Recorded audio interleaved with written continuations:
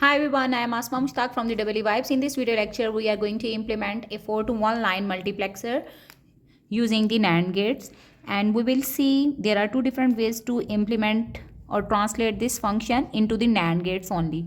Okay, so let's just start with the introduction of 4 to 1 line mux. In a 4 to 1 line mux, we have basically the two select lines which are known as the S1, S0, and we are having four input lines that are marked or represented as I0, I1, I2 and I3, and we just have a single output line which is denoted by Y in this case. This is 4 to 1 line mux. And how does it work? According to the combination of these select lines S1 and S0, we actually route the input line to the output line.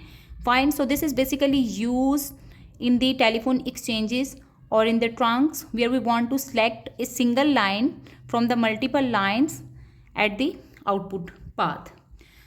If we want to construct the truth table for this 4 to 1 line mux, then we are having these two select lines and here will be our output Y.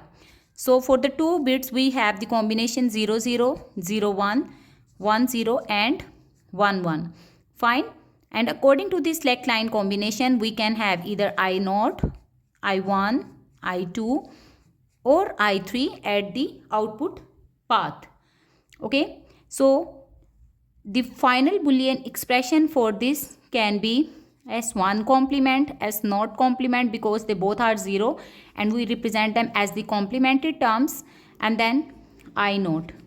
Then plus S1 complement, S0 as it is, while I1. Then plus S1, S0 complement, I2.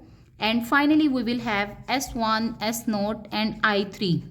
Why? Because they all are 1. Fine.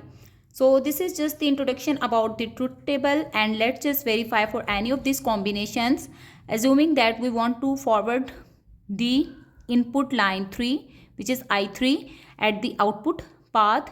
Then if S1 and S0 both are equal to 1, then this term will be 0, this term will be 0 as it is the containing the prime of S1. Similarly, it is containing the prime of S0, but this term will be equal to 1 and hence I3 will be forwarded at the output path. Alright, now we want to implement this function using the NAND gates merely. We know that according to the De Morgan's theorem, A plus B complement is equal to A complement into B complement. So what does it mean? It means that we take the prime of the first term, then OR operation is converted into and then we take the prime of the second term. Okay. Also we know that the double prime of any variable is equal to the actual value of that variable. So it doesn't change the result. So what I'm going to do, I'm just going to take the double complement of this expression on both sides. So it's not going to change our resultant output, but our expression will be converted into the NAND gates. Let's see how. Okay, so I will be applying 1 prime inside these terms while 1 prime will remain as it is outside the bracket.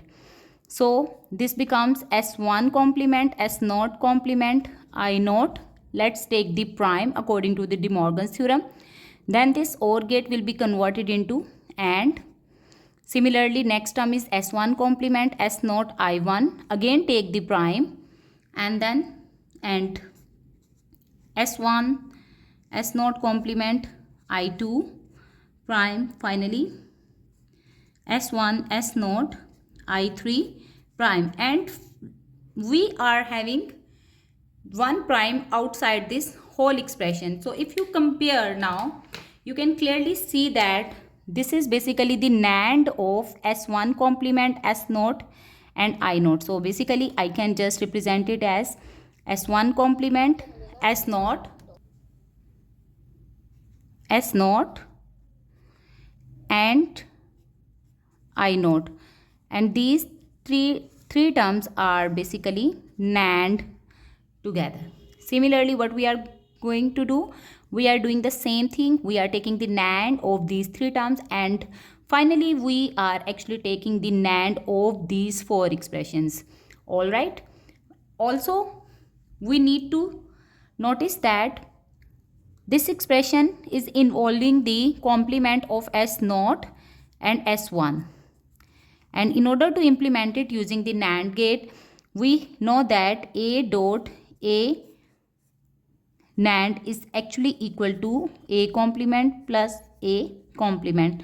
So if A is equal to 0, then A complement is equal to 1 plus 1, which is equal to 1. So that is true. In order to implement the NOT gate using the NAND gate, we just need to tie both inputs together, and hence we will be having the complement or the inverted or the inverter of the input.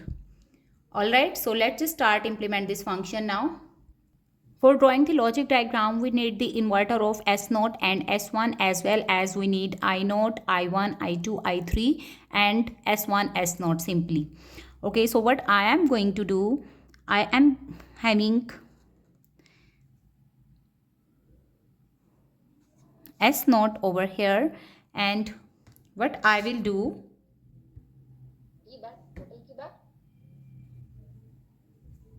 first I will produce the inverter of S0. Okay, so basically this is S0 and here I am having the inverted output of it.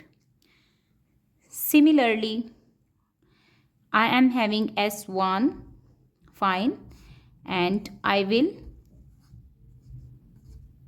invert it by tying both inputs together. Here I am having S1, while here I am having complement of S1. So this is basically S0 complement and this is S1 complement. Okay, so the first term of the NAND gate can be produced by NANDing the S0 complement, S1 complement and simply I0. So assume here is I0. What I am going to take, I am taking S0 complement from here and then S1 complement from here, and finally I am going to take I0, and this way I will NAND them together for generating the first term. Fine. Similarly, the next expression is S1 complement, S0 and I1. So I will take S1 complement from here. Then what I need to take, S0. S0 is present here, so let's just take its value. Then I will take I1. Fine. So I1 will come from here and we will NAND them together.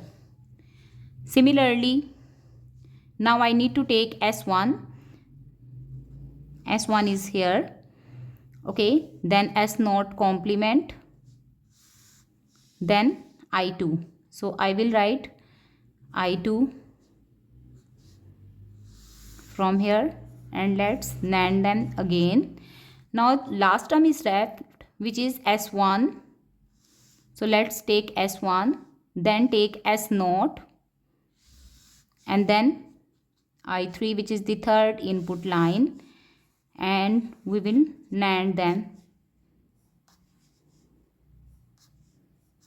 Finally, we will be NANDing all these terms in order to produce the function y. So this is basically the logic diagram of 4-to-1 line multiplexer that has been implemented using only NAND gates. Thank you for watching.